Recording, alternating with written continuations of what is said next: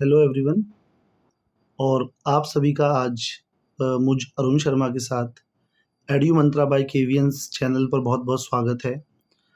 और जैसा कि मैं बार बार कह रहा हूँ केंद्रीय विद्यालय साक्षात्कार के बारे में, तो आज इस वीडियो को बनाने का एक बहुत ही महत्वपूर्ण उद्देश्य है कि अब मात्र एक दिन ही बीच में शेष है जब आप केंद्रीय विद्यालय साक्षात्कार के लिए जाने वाले हैं। जिन बच्चों का स्पेशली 3 तारीख को या 4 तारीख को साक्षात्कार है, तो उनके पास अब टाइम बहुत कम है। तो मैं आपसे यही कहना चाहता हूँ कि मैं अलग-अलग माध्यमों से, चाहे वो टेलीग्राम का चैनल हो, यूट्यूब का चैनल हो या फिर कहीं और किसी और पोर्टल पर कम से कम 1000 से ज़्यादा बच्चों से मैंने इंटरैक्ट किया है। 1000 से ज़्यादा जो एस्पिरेंट्स हैं इंटरव्यू के लिए, उनसे मैंने इंटरैक्ट किया है। और कुछ चीज़ें हैं जिनके विषय में मैं आपको गाइड करना चाहूँगा कि आप इन चीज़ों का विशेष ध्यान रखें और अपने साक्षात्कार में इन गलतियों को ना दोहराएं। सबसे पहले है कि जब आपको डेमो के लिए कहा जाता है, तो डेमो का मतलब कुछ एस्पिरेंट्स कहते हैं कि क्या सर, पैनल को कहते हैं क्या हम आपको बच्चों की तरह एज्यूम कर सकते हैं। तो डेमो का मतलब ही है hypothetical class. It means hypothetical class, आप उसको कल्पना कीजिए, आपको उन्हें एज्यूम ही करना है क्लास की तरह। और जब आप साक्षात्कार के लिए जा रहे हैं, तो आपकी लिसनिंग स्किल्स बहुत अच्छी होनी चाहिए। ध्यान से सुनो कि क्या टॉपिक आपको पढ़ाने के लिए दिया जा रहा है और क्या विषय आपको पढ़ाने के लिए दिया जा रहा है। अगर आपको ऐसा लग रहा है कि आप डेमो बोर्ड पर जाते ही अपना टॉपिक भूल जाएंगे या फिर आपको याद नहीं रहेगा, तो आप बहुत स्मार्टली अपना सब्जेक्ट लिखकर और टॉपिक लिख दीजिए पहले। क्योंकि ऐसा भी देखा जा रहा है कि कई बार जो बच्चे हैं वो अपना टॉपिक ही भूल जाते हैं। टॉपिक कहा कुछ और गया है और आप पढ़ा कुछ और देते हैं। और वहीं इस बात की भी संभावना है कि टॉपिक आपको दिया भी जा सकता है और टॉपिक आपको कहा भी जा सकता है कि आप अपनी मर्जी से पढ़ाइए। तो आपको रेडी रहना है। मैं बार बार कह रहा हूँ कि उस क्लासरूम के एग्जाम्पल से कोई भी ऐसा टॉपिक नहीं है जिसको आप नहीं पढ़ा सकते हैं। तो आपको वहाँ पर चाहे एडिशन हो, सब्ट्रैक्शन हो, शेप्स हो, लिविंग नॉन लिविंग थिंग्स हो, वाटर हो, पैटर्न हो, लाइट्स हैं वहाँ पर, कर्टन्स हैं वहाँ पर, शेप्स हैं वहाँ पर, तो आप बहुत सारी चीज़ों को देखकर काम कर सकते हैं। दूसरी चीज़ है कि बहुत सारे बच्चे क्या कर रहे हैं, कहीं-कहीं से वीडियो देखकर टीएलओ लिखना शुरू कर दिया है उन लोगों ने। जैसे ही आप टीएलओ लिखना शुरू करते हैं, पैनलिस्ट आपसे यही कहेंगे ये आपने कहाँ से सीखा? क्योंकि ना तो आपके इंट्रोडक्शन में, ना ही आपके व्यक्तित्व में ये चीज़ झलक रही है। पर जब आप टीएलओ लिखते हैं, तो कहीं न कहीं एक अंदेशा पैनलिस्ट को हो जाता है कि आप किसी को कॉपी करने की कोशिश कर रहे हैं। तो मैं आपसे यही हम्बल रिक्वेस्ट करना चाहूँगा कि अगर आप एजुकेशनल फ़िलॉसफ़ी, शिक्षण शास्त्र के बारे में इतने ज़्यादा अवेयर नहीं हैं, तो आप टीएलओ लिखने से बचें। पर हाँ, आपको ये पता होना चाहिए जो कंटेंट आप पढ़ा रहे हैं, उस कंटेंट को पढ़ाने का उद्देश्य क्या है? उसमें आप होमवर्क क्या देंगे? उसमें क्रिएटिव एंड क्रिटिकल थिंकिंग के क्वेश्चंस क्या होंगे? जैसे अगर आपने वाटर की थीम पढ़ाई है, तो आपको ये पता होना चाहिए कि हमें सेव वाटर पर ध्यान देना है। बच्चे को ये काम देना है कि बेटा आपको ये देखना है कि जो हमारे घर में आरओ लगा हुआ है, वो आरओ कितना पानी जो है उसको वो बाहर निकाल रहा है। आरओ की प्रक्रिया के दौरान बहुत सारा पानी जो है हम बकेट में स्टोर करते हैं। तो आपको ये देखने का आप काम देख सकते हो, या आप जो बकेट में नहा रहे हो जिस पानी में, वो कितने लीटर की है। तो इस तरीके से आपको देखना है। दूसरी चीज़ जो मुद्दा मुझे लगा है कि बहुत सारे एस्पिरेंट कॉपी कर रहे हैं, है ना? चाहे वो हम्टी डम्टी वाली कहानी हो या फिर वो कहानी हो मन करता है, तो वहाँ पर आपको कॉपी नहीं करना है, ओरिजिनैलिटी लेकर जानी है।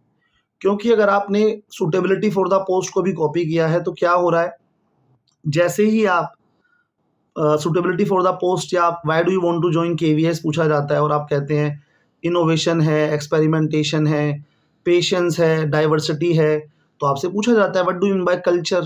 कल्चर क्या होता है? What do you mean bye diversity? आपने क्या इनोवेशन किया है, क्या इनोवेशन आपने प्लान किया है? तो वहाँ पर आप अटक जाते हो।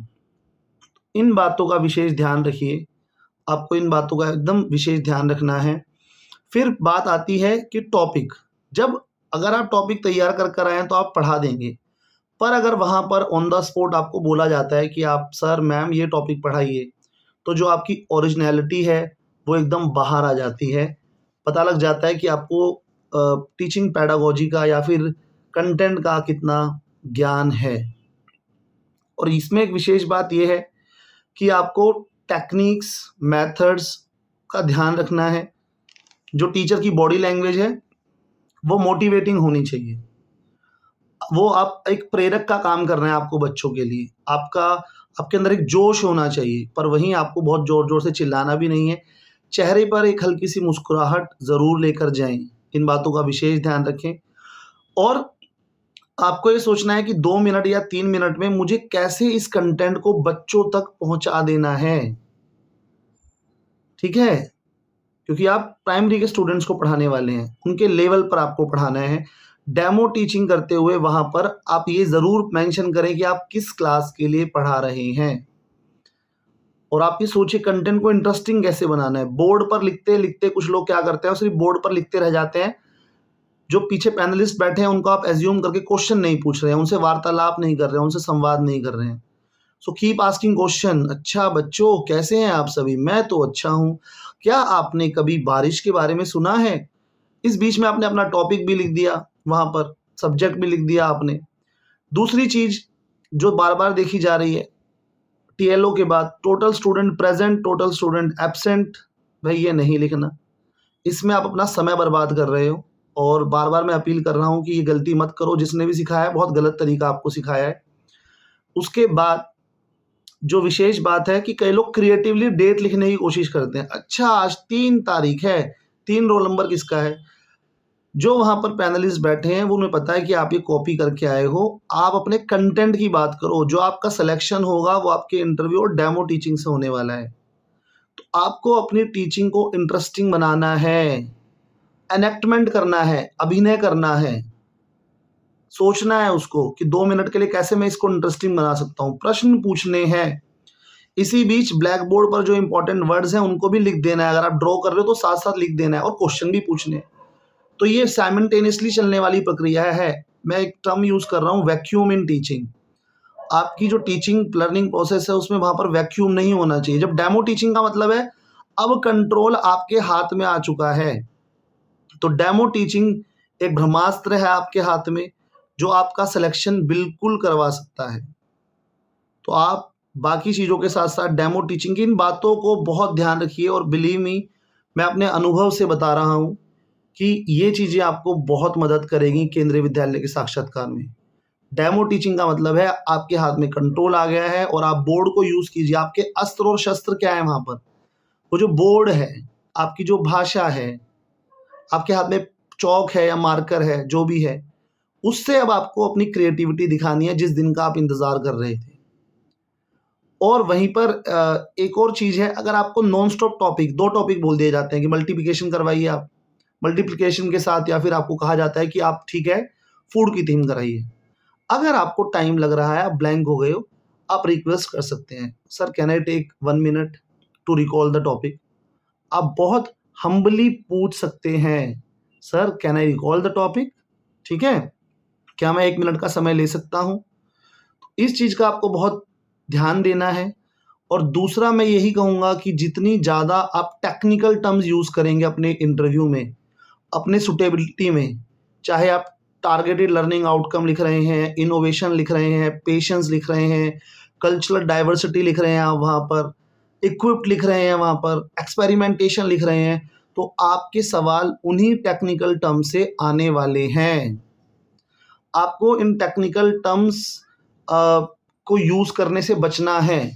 या तो आप बहुत ज़्यादा इक्विप्ड हैं और आपने जो अपनी ई ट्रेनिंग है या डाइट से आपने बहुत अच्छे से पढ़ाई की है, तो वहीं पर आपको इन शब्दों का इस्तेमाल करना है।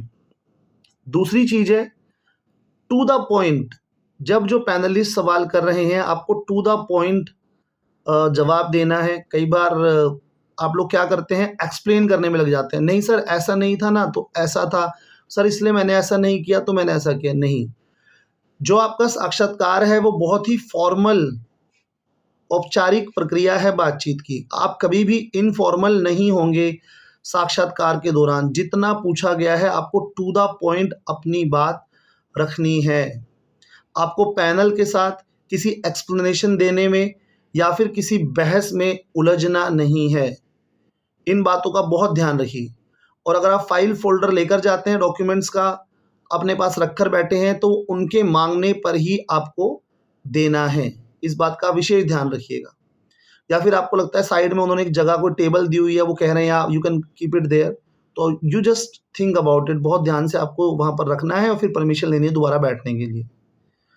तो बहस नहीं करनी है, एक्सप्लेनेशन नहीं देनी है कि सर बीएससी में ऐसा हो गया तो ऐसा हुआ और ये नहीं हुआ तो वो नहीं हुआ। आपको ये सब चीज़ें नहीं करनी है वहाँ पर। हम पैनल के साथ या फिर उन लोगों के साथ जो बहुत एक्सपीरियंस है, वो हम बहस नहीं कर सकते वहाँ पर। तो इन चीज़ों का आपको बहुत विशेष ध्यान रखना है, जो मैं आपको बार-बार कह रहा हूँ। ये लास्ट मिनट गाइडेंस है और 1000 से ज़्यादा बच्चों से तो मैं खुद पर्सनली बात कर चुका हूँ। इससे ज़्यादा अनुभव आपको कहीं भी नहीं मिलेगा। और आप इस चैनल को लाइक, सब्सक्राइब और शेयर ज़रूर करें। और इसमें 12 सालों का मेरा खुद केंद्रीय विद्यालय का अनुभव है कि किस तरह से जो टीचिंग लर्निंग प्रोसेस है वो इन्वॉल्व होता है। 12 से 15 मिनट का जो आपका इंटरव्यू होगा, उसमें आप, या 10 से 15 मिनट का जो इंटरव्यू होगा, उसमें आप पैनल को किस तरीके से एक पॉजिटिव संदेश दे सकते हैं कि आप एक अच्छे शिक्षक हैं। They are looking for a good teacher. उसमें इसी पक्ष में एक बहुत इंपॉर्टेंट बात है, ऑनेस्टी। आपने अगर बीटेक किया है या फिर कोई इशू है तो आप ईमानदार रहिए। आप ये कहिए कि sir yes I have done it, उस टाइम मेरी प्रायोरिटी कुछ और थी, but I have not done better. उस फील्ड में मैंने बेटर नहीं किया, तो मुझे लगता है कि टीचिंग ऐसा फील्ड है जहाँ पर मैं अच्छा कर सकता हूँ। टीचिंग से मैं अपने आप को एसोसिएट कर सकता हूँ, मेरा कनेक्शन बच्चों के साथ ज़्यादा अच्छा हो सकता है। या टीचिंग लर्निंग प्रोसेस ऐसी है जिससे मैं अपने आप को भी मोटिवेटेड रख सकता हूँ। तो ऑनेस्ट ज़रूर रहना है। जहाँ आप झूठ बोलते हैं वहीं पर आप पकड़े जाओगे। 4 से 5 लोग हैं आपके पैनल में, तो उन 5 लोगों के पास अपार अनुभव है। वो पूछते हैं आपको केवी में क्यों आना है, तो आप कह सकते हैं अपनी कॉम्पिटेंसीज बताने के साथ साथ कि I am equipped with teaching learning process, I have suitability, I have a degree. आप कह सकते हैं कि sir I also need a stability in my life, I need a job. इन बातों का आपको बहुत ध्यान रखना है साक्षात्कार में कि ऑनेस्टी जो है उसको आप मेंटेन कीजिए। फिर जब आप ब्लैक बोर्ड पर लिखते हैं ना, कई लोग बहुत छोटा लिख रहे हैं, तो आप उससे भी बहुत एक गलत संदेश दिख जाता है। आपने 100 डेज़ की टीचिंग की होगी अपनी ईटी ट्रेनिंग में या डीएलएड में, आपको बोल्ड लिखना है थोड़ा-सा, है ना? थोड़ा-सा बड़ा लिखिए, उससे आपकी हैंडराइटिंग भी अच्छी दिखाई देगी। अभी भी कई लोग इतना गाइड करने के बाद भी बहुत छोटा-छोटा आप लिख रहे हैं। इसके बाद एक बहुत ही महत्वपूर्ण पक्ष है, क्योंकि कई बार पैनल के पास टाइम कम होता है, तो वो आपसे ये कहते हैं give me your academic introduction. तो अगर आप एकेडमिक इंट्रोडक्शन दे रहे हैं तो उसमें आप अपनी फैमिली के बारे में नहीं बताएंगे, अपने होम टाउन के बारे में नहीं बताएंगे। आप सिंपली कहेंगे my name is so and so, और आप उसमें फिर अपनी 10th या 12th या हाईएस्ट क्वालिफिकेशन, हाईएस्ट अचीवमेंट और आपकी जो एबिलिटीज़ हैं, हॉबीज़ हैं, इंटरेस्ट है, उनके बारे में आप बताओगे। तो अगर आपको एकेडमिक इंट्रोडक्शन के लिए बोला जाता है तो आपको इसका विशेष ध्यान रखना है। इसका मतलब है, एकेडमिक इंट्रोडक्शन का मतलब है कि केवल और केवल आप अपनी शैक्षिक अर्हताएँ, जो योग्यताएँ हैं, क्वालिफ़िकेशन है, उनके बारे में वहाँ पर आप बात करने वाले हैं। इसका ध्यान रखनी। हालाँकि अगर 1-2 लाइन ऊपर-नीचे कर देते हो तो इससे कोई ज़्यादा फ़र्क नहीं पड़ेगा, बट थोड़ा-सा आपको अवेयर रहना है वहाँ पर, ठीक है? और आपको अपनी हॉबीज़, इंटरेस्ट से डेफ़िनेटली, अगर कोई योगा कह रहा है तो वहाँ से क्वेश्चन आएगा ही आएगा। इन बातों का आप ज़रूर ध्यान रखिए। आप अपने बायोडाटा में वही लिखिए जो आप वहाँ पर बोलेंगे। अगर आप लिखा कुछ और है, बोला आपने कुछ है, तो वहाँ पर गलती हो जाएगी। आपको ओरिजिनल रहना है। अपने इंट्रोडक्शन का, अपने कम्युनिकेशन स्किल्स का बहुत ध्यान रखना है। वहीं आप सूटेबिलिटी फॉर द पोस्ट में communication skills, I have a good communication skills, adaptability, flexibility जैसा वर्ड नहीं लिखेंगे। Don't write this things. आपको ये सब चीज़ें वहाँ पर नहीं लिखनी है कि I am flexible, I am adaptable, तो आपसे पूछा जाएगा सोशल अडेप्टेशन क्या है, आपका कम्युनिकेशन स्किल्स अच्छा है, what are the types of communication, what do you mean by communication, संप्रेषण क्या है वहाँ पर। तो मैं आपसे बार बार यही कहना चाहूँगा कि आपको इन चीज़ों का बहुत ध्यान रखना है। अगर आप लिखते हैं कंस्ट्रक्टिव अप्रोच, तो आपको बेटा फिर कंस्ट्रक्टिव अप्रोच के बारे में पूरी पूरी जानकारी भी होनी चाहिए। तो मैं एक बार फिर इस वीडियो के माध्यम से आपसे यही कहना चाहता हूँ कि अगर आप केंद्रीय विद्यालय के साक्षात्कार के लिए जाना चाह रहे हैं, जिसमें एक ही दिन अभी बाकी है, जा रहे हैं, तो आपको इन चीज़ों का बहुत बहुत ध्यान रखना है। आप कह सकते हैं, अगर वो आपसे कहते हैं कि आपने बीटेक किया है, एमबीए किया है, लॉ किया है, then why also want to, आप कह सकते हैं I love teaching, I want to join as a teacher. और अगर वो कहते हैं इतना हाईली क्वालिफाइड हो, तो कह सकते हो definitely I want to go for the professional growth also. तो आपको बहुत ज़्यादा इन चीज़ों का ध्यान रखना है। और जब आप बोर्ड पर टीचिंग कर रहे हैं, तो आप लर्निंग आउटकम से लेकर और होमवर्क तक आपको ध्यान होना चाहिए। आपके सबकॉन्शियसली आपके माइंड में ये चीज़ होना चाहिए कि मैंने इसमें क्रिएटिव एंड क्रिटिकल थिंकिंग क्या रखी है। जैसे आप एनवायरनमेंट पढ़ा रहे हैं, तो टू सेव पानी पढ़ा रहे हैं, तो सेव वाटर, हमें टैप को बंद कर देना है वहाँ पर, कि जो पानी है हमारा वेस्ट नहीं होना चाहिए। या फिर 3R है, रिसाइकल कर सकते हैं, चीज़ों को रिड्यूस कर सकते हैं, ठीक है। तो आप इन चीज़ों का आप विशेष ध्यान रखिए। फिर दूसरा है वॉइस। कुछ कैंडिडेट तो क्या कर रहे हैं, जब वो लोग मॉक देने के लिए आते हैं तो बहुत ही धीमी आवाज़ में बात करते हैं। इंट्रोडक्शन जैसे आप देते हो तो पैनलिस्ट को बोलना पड़ता है इशारा करके कि थोड़ी सी आवाज़ आप बढ़ाइए। बोर्ड पे जाते हैं तो आवाज़ बहुत कम है आपकी। तो बेटा आप 40 to 50 स्टूडेंट्स की क्लास को पढ़ाने वाले हैं, आपका वॉइस, आपकी आवाज़ अच्छी होनी चाहिए। पर इसका अर्थ ये भी नहीं है कि आपको चिल्लाना है। 2 तरह के कैंडिडेट आ रहे हैं, या तो 3 तरह के कैंडिडेट हैं, सॉरी।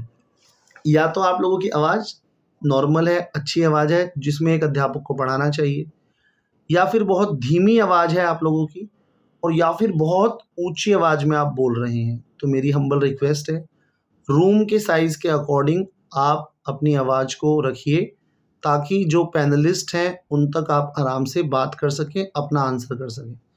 एक बार मैं फिर कहूँगा कि आंसर करते हुए आपको बहस में नहीं उलझना है, टेक्निकल टर्म्स का यूज़ नहीं करना है, क्योंकि उन टेक्निकल टर्म जैसे flexibility, adaptability, innovation, communication, pedagogical skills, knowledge of psychology. आज मैं देख रहा था किसी ने लिखा हुआ है कि आई have a good knowledge of child psychology. भाई वहाँ से प्रश्न आप इनवाइट कर रहे हो, तो आपको टेक्निकल टर्म्स का यूज़ नहीं करना है, चाहे आप सुटेबिलिटी में बोल रहे हैं या इंट्रोडक्शन में बोल रहे हैं। और जब आप टॉपिक पढ़ा रहे हो तो उसमें आपको इंट्रोडक्शन करने से लेकर होमवर्क तक ध्यान में रखना है। हालाँकि क्लास 1 और 2 में होमवर्क आप बहुत क्रिएटिव काम दे सकते हैं एक्सप्लोर करने के, जैसे कि ईवीएस में हम कहते हैं डिस्कवरी ऑफ फैक्ट्स, या फिर प्ले वे वाला कोई काम दे सकते हैं, बट फैक्चुअल चीज़ें नहीं देनी है कि होमवर्क में ये लिख कर लाओ, क्वेश्चन आंसर्स करके लाओ। ऐसा काम आपको नहीं करना है। जैसे कि मैं अगर एग्जांपल दूँ, जैसे कि आपको कहा जाए शेप्स पढ़ाइए, चलिए, तो आप वहाँ पर क्लासरूम एग्जांपल दीजिए कि वहाँ पर कौन-कौन सी शेप्स अवेलेबल हैं। उनसे बात करते-करते, एग्जांपल देते-देते लिख भी दीजिए एग्जांपल को। आप उन शेप्स को ड्रॉ कर दीजिए। अब कुछ कैंडिडेट क्या करते हैं, आप सिर्फ स्क्वायर और रेक्टेंगल पर अटक जाते हैं। आप स्क्वायर और रेक्टेंगल से आगे नहीं बढ़ते। तो मैं यही कहना चाहूँगा कि आपको एक ही शेप में अटकना नहीं है। Don't stick to only one shape. Are you getting it? तो क्योंकि आपको सारी शेप्स, चाहे वहाँ पे सर्कल है, स्क्वायर है, ट्रायंगल है, कॉन है, उन सब शेप्स के बारे में बात करनी है, जो कि बच्चे के नेचर में भी है, उसके घर पे भी है और उस क्लासरूम में भी है जहाँ पर आप डेमो दे रहे हैं। क्योंकि जब आपको अगर कोई स्पॉन्टेनियस टॉपिक दिया जाएगा तो उसमें यही देखा जाएगा कि आपके अंदर क्षमता कितनी है, आपको कंटेंट नॉलेज कितनी है, या फिर शिक्षण शास्त्र की किस माध्यम से कॉन्सेप्ट बच्चे को देना है उसकी समझ कितनी है। वो शुरू के 1-2 मिनट में ही समझ में आ जाता है। तो जैसे कि हिंदी और इंग्लिश की कुछ कॉम्पिटेंसीज़ हैं, पढ़ना है, ठीक है? सुनना है, लिखना है, LSRW हम लोग कहते हैं, लिसनिंग, स्पीकिंग, रीडिंग, राइटिंग, ठीक है? तो ये कॉम्पिटेंसीज़ है। ऐसी ईवीएस में है ऑब्जर्वेशन, ठीक है। फिर नेक्स्ट है आपका आइडेंटिफिकेशन एंड क्लासिफिकेशन, और थर्ड है आपका डिस्कवरी ऑफ फैक्ट्स। बच्चा जो है तथ्य ढूंढ कर लाएगा। जैसे मैं अगर शेल्टर सोहाई पढ़ा रहा हूँ तो मैं कहूँगा आपको मैप पर लोकेट करना है लद्दाख कहाँ है, मुंबई से लद्दाख का डिस्टेंस कितना है, तो ये आपका डिस्कवरी ऑफ फैक्ट्स हुआ। अगर मैंने उसको बर्ड्स की पिक्चर्स दिखाई हैं तो उनको ऑब्जर्व करना आना चाहिए कि पिजन की पिक्चर है या स्पैरो की पिक्चर है। अब इसी में क्लासिफिकेशन क्या होगा कि वो ये क्लासीफाई कर पाए कि मुंबई, जो शेल्टर सोहाई चैप्टर है गौरव जानी का, कि मुंबई से लद्दाख जाते हुए या मुंबई और लद्दाख के बीच में क्या ज्योग्राफिकल डिफरेंसेस हैं, वेदर में क्या डिफरेंस है, क्लाइमेट में क्या डिफरेंस है, वहाँ पर फूड हैबिट्स में क्या डिफरेंस है, या बिल्डिंग्स जो जिसमें हम शेल्टर में रह रहे हैं उसमें क्या डिफरेंस है। तो बेटा इन बातों का बहुत ध्यान रखना। मैथ्स की जो कॉम्पिटेंसीज हैं वो है नॉलेज, एबिलिटी टू कंप्यूट और प्रॉब्लम सॉल्विंग एबिलिटी। इन चीज़ों का आपको बहुत ध्यान रखना है। जितना आपसे पूछा जाए उतना ही बताना है। अगर पैनल कहता है explain this, toy based pedagogy को एक्सप्लेन करिए, तभी आपको बताना है। अगर उन्होंने पूछा है what is toy based, what is TBP, खिलौनों पर आधारित शिक्षा क्या है, तो आप कह सकते हैं sir it's toy based pedagogy, this concept is given in the NEP 20। अब आप खुद ही कर रहे हैं कि ढिंगली डॉल का इस्तेमाल कर सकते हैं, स्टिक पपेट का इस्तेमाल कर सकते हैं। इन चीज़ों का आपको थोड़ा अपने आप को कंट्रोल करना है। जितना आपसे पूछा जाएगा उतना ही आपको बताना है, क्योंकि साक्षात्कार में ज़्यादा बोलना एक बैड मैनर्स माना जाता है। आपको बहुत फॉर्मल रहना है, अपनी बॉडी लैंग्वेज का ध्यान रखना है। कई लोग आगे झुक के बैठ जाते हैं, कई लोग बिल्कुल आपको एकदम स्ट्रेट होकर आपको बैठना है, हाथों का अपना ध्यान रखना है, और चेहरे पर एक हल्की सी स्माइल भी रखनी है, ठीक है। Keep a smile on your face. ये बहुत ज़रूरी है कि आपको टेंस या स्ट्रेस नहीं होना है, और अगर है भी वो स्ट्रेस तो वो सामने दिखना नहीं चाहिए उनको। तो मैं बार बार कह रहा हूँ कि आप अपने साक्षात्कार में स्ट्रिक्टली फॉर्मल रहिए, और कोई ऐसा विषय है जहाँ पर आपको लग रहा है आपसे इंटरव्यूअर कुछ पूछना चाह रहा है, तो आप वहाँ पर सच बोलिए। आप वहाँ पर आपको झूठ बोलकर फंसना नहीं है, फिर वहाँ पर आप क्रॉस क्वेश्चन में पूरी तरह फंस जाते हैं। और क्लासरूम को जहाँ पर डेमो टीचिंग आप कर रहे हैं उसको आप हाइपोथेटिकल एक क्लासरूम ही एज्यूम कर चलिए। दूसरी चीज़ है, जब आप डेमो टीचिंग दे रहे हैं तो कुछ एस्पिरेंट्स क्या कहते हैं, अच्छा बच्चों, तो बार बार बच्चों से अच्छा है आप कुछ नाम, सोनू, मोनू, गीता, वैभव, हार्दिक, ऐसे ग्रीशा, ऐसे नाम अपने दिमाग में रखिए आप, तारुष, जो भी नाम आपके घर परिवार में है उन बच्चों का नाम आप बोल सकते हैं वहाँ पे, इसमें क्या दिक्कत है। और अगर आपसे पूछा जाता है डेमो के बाद इसमें आप आगे क्या करवाओगे होमवर्क, तो आप बता सकते हो टॉपिक से रिलेट करके, सीसीटी क्वेश्चंस को ध्यान में रखकर होमवर्क वहाँ पर दे सकते हो। इस चीज़ का आप विशेष ध्यान रखिए। और इसके साथ साथ मैं ये भी कहूँगा कि बहुत ध्यान रखना, जो लोग कह रहे हैं कि sir can I assume you as a student, क्या मैं इसको क्लासरूम मान सकता हूँ, बेटा डेमो का मतलब ही यही है, हाइपोथेटिकल क्लासरूम, आपको उसको एज्यूम करना है। और क्लास 1 और 2 की थीम्स आप विशेष रूप से देख लीजिए, क्योंकि न्यूली इंट्रोड्यूस हुई हैं। आपको बहुत अच्छे से उन थीम्स को देखना है कि वो जो क्लास और 1 और 2 की थीम है वो क्या है, किस थीम्स पर वो बनी है टेक्स्ट बुक। उसमें दिखा है इकाई, परिवार है, जीव जंतु है, त्योहार और मेले हैं। ऐसे ही मैथ्स में और इंग्लिश में आप थीम्स को देख लीजिए। आपसे ये भी पूछा जा सकता है कि क्लास 1 और 2 में भाई ईवीएस की किताब क्यों नहीं होती है, तो आप कह सकते हैं क्योंकि इन्हीं थीम्स के द्वारा इंटीग्रेटेड अप्रोच का यूज़ करते हुए हमें बच्चों को पढ़ाना है।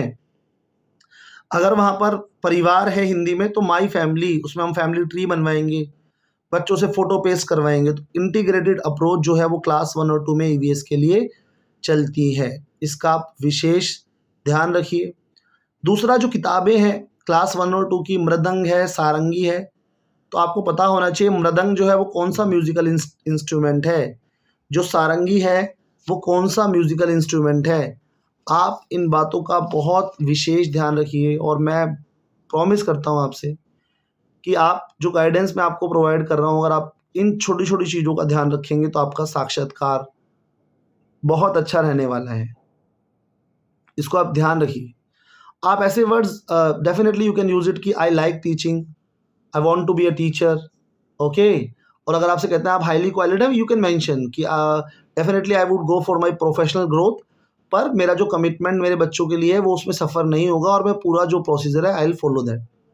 तो आपको इन बातों का बहुत ध्यान रखना है। अगर आपका कम्युनिकेशन स्किल्स बहुत अच्छा है तो आप इंट्रोडक्शन में भी उसको ऐड कर सकते हो, I got a good communication skills, ठीक है? या फिर आपको सूटेबिलिटी फॉर द पोस्ट में उस चीज़ को भी ऐड कर सकते हैं, यू कैन ऐड दिस। और जब आपसे कोई क्वेश्चन पूछा जाता है तो आपको वेग आंसर्स नहीं करने हैं। आई थिंक सो, कोई क्वेश्चन पूछा गया है, आई थिंक सो, एनईपी कब लॉन्च होता, आई थिंक सो। निपुण क्या है, आई थिंक सो। या तो आंसर आता है या फिर आंसर नहीं आता है, तो बेटा आपको गैस वर्क वहां पर नहीं बोलना है, ठीक है? अगर आपसे कोई राय मांगी जाती है तो आप कह सकते हैं इन माई ओपिनियन, ठीक है? इतना नहीं करना है। अगर आपको लगता है तो यू कैन से कि in my opinion I think, in my opinion I want to give my opinion. अगर आपसे पूछा जाता है आपका ओपिनियन क्या है, बट आप अवॉइड कीजिएगा अगर आपसे पूछा जाता है वहाँ पर, तो आप इस चीज़ का ध्यान रखिए, बहुत विशेष आपको ध्यान रखना है। दूसरा जो मैं बता नहीं पाया अपने किसी उसमें कि जैसे बाल वाटिका, निपुण, एफएलएन, पीएम ई विद्या चैनल है, दीक्षा है, निष्ठा है, परख है, पंचकोश है। इसके साथ-साथ आपको परीक्षा पे चर्चा, क्योंकि केंद्रीय विद्यालय संगठन बहुत ज़्यादा एसोसिएटेड है, परीक्षा पे चर्चा हर बार होती है। हमारे यहाँ से बच्चे हर बार जाते हैं, तो आपको पता होना चाहिए दिल्ली के तालकटोरा स्टेडियम में परीक्षा पे चर्चा कार्यक्रम होता है, जिसमें 9वीं से 12वीं तक के बच्चे जो हैं वो पार्टिसिपेट करते हैं और प्रधानमंत्री जी आते हैं और परीक्षा से रिलेटेड तनाव नहीं होना चाहिए, इस विषय में बात करते हैं।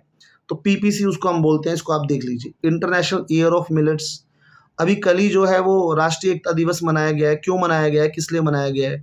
मेरी माटी मेरा देश अभियान क्या है? आज़ादी का अमृत महोत्सव एकम जो है उसको आप देख लीजिए। एक भारत श्रेष्ठ भारत जो है उसको आप देख लीजिए। एशियन गेम्स कहाँ हुए थे, G20 कहाँ हुआ था, क्रिकेट वर्ल्ड कप अभी चल रहा है। तो आपको, या चंद्रयान है, गगनयान है, या विमेन रिजर्वेशन बिल है, इस तरह से बहुत बेसिक चीज़ें आपको पता होनी चाहिए। अगर आप इन चीज़ों के बारे में बात करेंगे तो आपका जो इंटरव्यू है, जो आपका साक्षात्कार है, वो बहुत बहुत अच्छा रहने वाला है। मैं आपको यही कहूँगा कि आप इन विषयों का ध्यान रखें। पैनिक आपको बिल्कुल नहीं होना है वहाँ पर। आपको बिल्कुल भी पैनिक नहीं होना है कि ऐसा होगा तो क्या होगा, या फिर जो आप ज़्यादा सोच रहे हैं, क्योंकि बेटा ज़्यादा स्ट्रेस लोगे तो आपका परफॉर्मेंस डाउन जाएगा। तो मुझे बहुत अर्ज हो रहा था कि मैं आज घर जाकर बच्चों के लिए वीडियो बनाऊँ, साक्षात्कार से संबंधित, और उद्देश्य यही है कि आप साक्षात्कार में कैसे अच्छा करें, आपको गाइड, मोटिवेट करने का मेरा एक उद्देश्य है। और आज किसी कारणवश मैं यूट्यूब लाइव नहीं आ पा रहा हूँ, तो मुझे लगा कि, और आप लोग भी बिज़ी होंगे, तो मुझे लगा कि एक वीडियो रिकॉर्ड करके भेजा जाए, और आपका समय बहुत बहुमूल्य है। और लास्ट चीज़ जो मैं आपको बता रहा हूँ, जब आप बाहर निकलें तो थैंक यू एवरीवन ज़रूर बोलिएगा। जब आप एंटर कर रहे हैं तो आपको individually thank you, thank you, thank you नहीं बोलना है। थैंक्स अ लॉट एवरीवन या थैंक यू एवरीवन आप बोल सकते हैं उनको, ठीक है? या फिर जब आप एंटर कर रहे हैं, good morning everyone, good evening everyone, good afternoon everyone. ऐसे ही जब आप बाहर निकल रहे हैं तो थैंक यू एवरीवन बोलकर आपको एग्ज़िट करना है। तो डियर एस्पिरेंट्स, आज के इस वीडियो का उद्देश्य यही था कि किस तरह आपको सही मार्गदर्शन किया जाए, किस तरह आपको गाइड किया जाए। जो टीएलओ के लिए आपको गाइड कर रहे हैं ना, वो टीएलओ बेटा हमारे लिए होते हैं, जो टीचर्स हम लोग हैं। वहाँ आपसे टीएलओ के पीछे कोई नहीं पड़ने वाला है। वहाँ आपको ये देखने वाले हैं आप कितने इक्विप्ड हैं। क्या आपको इस चीज़ की समझ है कि बच्चे को कॉन्सेप्ट कैसे देना है? अगर आपको ये समझ है, आप सेलेक्ट हो जाते, तो टीएलओ लिखना केंद्रीय विद्यालय आपको अपने आप सिखा देगा।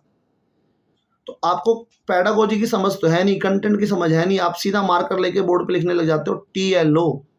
वहीं जो पैनलिस्ट हैं वो सोचते हैं कुछ तो गड़बड़ है, फिर वो पूछते हैं कहाँ से सीख के आए हो, क्या देख कर आए हो आप। तो आप जितना ओरिजिनल रहेंगे, जितना कॉपी करने से बचेंगे, उतना आपके लिए बहुत बहुत अच्छा होने वाला है। और एक बार पुनः आप सभी को बहुत बहुत मैं यही कहूँगा कि बेस्ट विशेज़ आपके साक्षात्कार के लिए। एक साधारण सी प्रक्रिया है, पैनिक नहीं होना है, टेंशन नहीं होना है। जो पैनलिस्ट हैं उन लोगों ने भी कभी ना कभी इंटरव्यू दिया है। तो आप जितना आपका प्रेजेंस ऑफ माइंड रहेगा, वो आपके लिए काम करेगा वहाँ पर। क्लासरूम के एग्जाम्पल्स को देखना है आपको, अपने दिमाग को खोलना है आपको। किताब रखी हुई है वहाँ पर एनसीईआरटी की। रूम में कुछ चार्ट लगा हुआ है, प्रिंट रिच मटेरियल हो जाता है वहाँ पर, वही आपके लिए। हाउ हैवी हाउ लाइट, कोई बॉटल जो है वो पानी नहीं भरी हुई है और कोई बॉटल भरी हुई है, तो आप हाउ हैवी हाउ लाइट का कॉन्सेप्ट दे सकते हो। वहाँ पर बोर्ड को आप हैंड्स पेन से मेजरमेंट का कॉन्सेप्ट आप करवा सकते हो। शेप्स का एग्जाम्पल आप वहाँ पर क्लासरूम बोर्ड है, डोर है, पैनलिस्ट की टेबल है, चेयर है, वहाँ पर डस्टर है, चॉक है, मार्कर है, विंडो है। कितने सारे टॉपिक आप वहाँ पर पढ़ा सकते हैं ऑन द स्पॉट उस रूम से ही। पैटर्न आप पढ़ा सकते हैं टाइल्स के ऊपर, अगर कोई आप देख सकते हैं नीचे टाइल्स बिछे हुए हैं तो उससे आप पैटर्न बढ़ा सकते हैं बच्चों को। ऑड और इवन का कॉन्सेप्ट देना, आप कह सकते हैं सर मैं यहाँ पर ही स्नेक एंड लैडर से एक चौक बना दूंगी, सांप बना दूंगी और बच्चों को जंप करने के लिए मैं कह सकती हूँ। मल्टीप्लिकेशन है तो आप 3 टाइम्स जंप करवाइए एक बॉक्स में, फिर 3 टाइम्स दूसरे में, फिर उनको काउंट करने के लिए बोलिए। तो आपको अपना जो माइंड है, एक जो टीचर है वो यही देखा जाता है कि कितना आप लोकल रिसोर्सेज जो वहाँ पर आपके पास अवेलेबल है, कितना उसको आप यूज़ कर सकते हैं। वहाँ पर चॉक्स होंगे, डस्टर होगा, पेन्स होंगे, फाइल्स होंगी, आप एडिशन बच्चों को करवा सकते हैं, सब्ट्रैक्शन करवा सकते हैं। तो आप सभी को बहुत-बहुत मेरी तरफ से, अरुण शर्मा की तरफ से शुभकामनाएँ, और मैं यही चाहता हूँ कि आप अच्छा करें। जो लोग डिज़र्विंग हैं, जो लोग मेहनत कर रहे हैं, केंद्रीय विद्यालय में आएँ और आप सभी इस केंद्रीय विद्यालय परिवार का हिस्सा बनें। तो गुड विशेस टू एवरीवन, और कोशिश रहेगी कि मैं आपको 3 तारीख को भी अगर मैं जुड़ सकूँ तो 3 तारीख को भी जुड़ें और कुछ फीडबैक शेयर करें कि जो एस्पिरेंट जिन्होंने इंटरव्यू दिया है, क्योंकि इतने सारे बच्चे जुड़े हुए हैं तो मैं उनसे शायद वीडियो ही मंगवा लूँ, कि उनका वीडियो मंगाकर और फिर उससे बात कर सकते हैं। वो अपना अनुभव शेयर करें कि कैसा लगा उनको साक्षात्कार के बाद। क्योंकि जो फर्स्ट डे है to break the ice, English में एक कहावत है ना, टू ब्रेक द आइस, तो वहाँ पर तो आपको आइस ब्रेक करने वाला वो दिन है, जो इतने दिनों से एक हाइप बनाया हुआ है लोगों ने। तो अपना ध्यान रखें और आप सभी को शुभकामनाएँ, best wishes, good luck everyone.